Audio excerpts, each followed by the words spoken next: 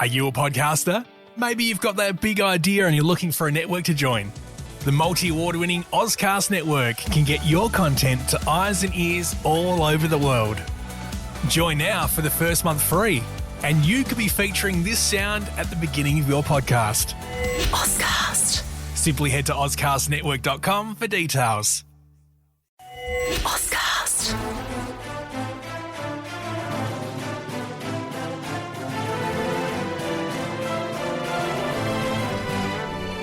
All right, welcome back, everyone, for another deep dive. Today, we're going deep on President Trump's choice for the new Deputy Director of the FBI, Dan Bongino. Bongino, yep. Now, you might be thinking, FBI appointments, that's a little inside baseball for me. Right. But stick with us. This story goes way beyond the usual political stuff. It gets into like the power of media, what it means for law enforcement going forward. We're talking about big picture stuff here. Absolutely, yeah. Huge implications. So Dan Bongino, some of you might know him. He was Secret Service at one point, did some time as a Fox News commentator, and now he's got this really popular podcast. The Dan Bongino Show, yeah, it's got a big audience. And he's been a pretty strong Trump supporter all along, which is interesting because, you know, for this position, there's no Senate confirmation needed, which is not typical. Right. Usually a big appointment like FBI director, that's a whole Senate confirmation process, hearings, the whole 9 yards. But deputy director, they can kind of slide right in. Okay, so let's break this down. For those of us who, you know, don't spend all day thinking about the FBI org chart, what does the deputy director actually do? And how does Bongino's background, I mean, does it even line up with what this job usually entails? Well, think of it like this. The deputy directors, like the FBI director's right hand, they're in charge of all the nuts and bolts of how the FBI works, the investigations, intelligence gathering, cybersecurity. Basically, if the FBI is doing it, this person has a hand in it. Wow, that's a big job. It is. And usually the person in this role has spent like their whole career working their way up through the FBI. They know the agency like the back of their hand. So Bongino's path to this job is, well, a little different, to say the least. Yeah, you could say that. I mean, it's not the usual trajectory, and that's what's got some people a little nervous, I think. Let's talk about his podcast for a second, The Dan Bongino Show. He's been pretty vocal there about his support for Christopher Wray, the current FBI director. And Wray, remember, had some pushback during his own confirmation. Some Republicans weren't thrilled and no Democrats voted for him. But Bongino's been out there defending him, even criticizing the Democrats who opposed Wray's confirmation. Right, yeah. He's definitely not been shy about her opinions. So I guess it's fair to say Bongino's bringing some pretty strong political views to this position. I think that's safe to say, yeah. And that's where a lot of the concern comes in, right? Like, imagine...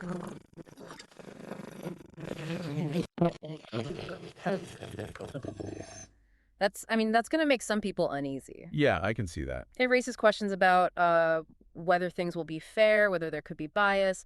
And when people start losing trust in institutions like the FBI, that's a problem. That's a really good point. And this isn't the first time Trump has gone against the grain when picking people for these law enforcement positions. Remember when he tried to get Matt Gaetz in as Attorney General? Oh, yeah, that was something. And then when that didn't pan out, he went with Pam Bondi. She ended up getting confirmed. So, yeah, there's definitely a pattern here. Definitely a pattern. Yeah. And so I guess the question is, what does it mean for law enforcement in the long run? If this is how things are going to be done, you know, putting people in these key positions based more on loyalty than maybe experience, what does that say about how these agencies will work? Yeah, that's the big worry, isn't it? That these agencies, these institutions that are supposed to be independent, that are supposed to be about, you know, upholding the law, that they become, well, politicized. Right, that they're just tools. Exactly. And that could have some really serious consequences for public trust, for how justice is carried out. It's something we have to keep an eye on for sure. Okay, so big picture time. What's this whole situation with Bongino with these other appointments? What's it telling us about the relationship between politics and law enforcement? Because it seems like it's changing, or at least maybe getting more complicated. Yeah, I think that's fair to say. I mean, the ideal scenario is, law enforcement operates completely independently, free from political pressure, just focused on the facts and the law. But the reality is it's all part of the same system, right? Right. It's all connected. Exactly. And so you get these appointments, like Bongino, that kind of muddy the waters. They make it harder to know where the lines are. So to kind of sum things up here, Trump appointing Dan Bongino as the new deputy director of the FBI, it's definitely not business as usual. It's got a lot of people worried about what it could mean for the FBI as an institution, for whether it can stay impartial. Yeah, that's the core of it. How does this impact the FBI's ability to do its job, and how does it impact the public's faith in them? And the thing is, this isn't just about Bongino. It's part of a larger trend. So think about what happens if this keeps going. If we see more and more of these kind of picks in law enforcement, what does that do to our trust in the system? What does that do to how justice works in this country? That's something worth thinking about, worth keeping an eye on.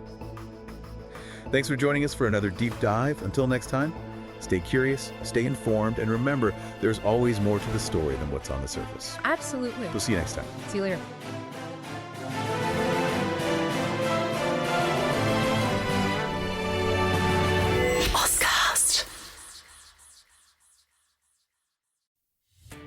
Are you a podcaster?